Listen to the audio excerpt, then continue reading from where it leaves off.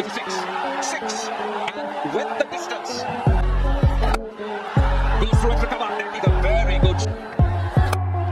Four. That is four. In the game. Too easy for Lloyd. Six. That's massive. Six. Johnny White.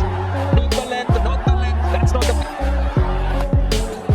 That's what you need to do. 50. A very good one from David Lloyd. Your expertise, compassion, and sacrifice uplifts us all. We at Merrill are honored to support healers such as yourself with cutting-edge.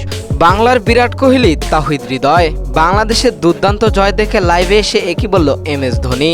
দর্শক, বিস্তারিত জানতে ভিডিওটি না টেনে একেবারেই সম্পূর্ণ দেখতে থাকুন। এশিয়া কাপে সুপার 4-এ নিজেদের প্রথম ম্যাচেই মাঠে নেমেছে বাংলাদেশ।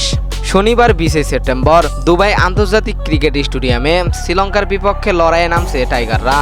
গ্রুপ পর্বে লঙ্কানদের কাছে হারার পর এবারে প্রতিশোধ নেওয়ার সুযোগ পেয়েছিল লিটন দাসের দল। তবে টসে হেরে প্রথমেই ব্যাট করতে নামা শ্রীলঙ্কা তোলে 7 উইকেটে 168 রান। শুরুতেই লঙ্কান ব্যাটসম্যানরা চাপে ফেললেও শেষের দিকে ধানু সানাঙ্কা ও আসালাঙ্কার ঝড়ে লঙ্কানদের রান দাঁড়ায় লড়াকু পর্যায়ে। রান ধারা করতে নেমে ব্যাট হাতে দুর্দান্ত ছিলেন তাহিদ হৃদয়। দলের চাপ থাকলেও নিজের স্বাভাবিক স্টাইলে খেলতে থাকেন তিনি। 4 ছক্কার ফুলঝুরিতে তিনি তুলে নেন একটি হাফ সেঞ্চুরি।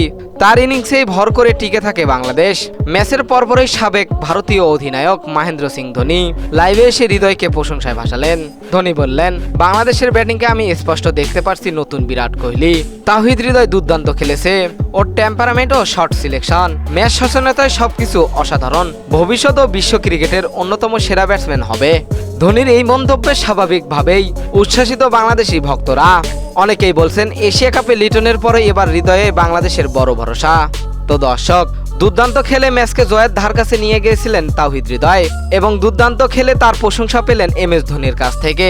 এই বিষয়টি আপনাদের কাছে কেমন লেগেছে জানিয়ে দিবেন। এই বিষয়ে আপনাদের গুরুত্বপূর্ণ মতামত আমাদের ভিডিওর কমেন্ট বক্সে। এতক্ষণ আমাদের সঙ্গে থাকার জন্য অসংখ্য ধন্যবাদ।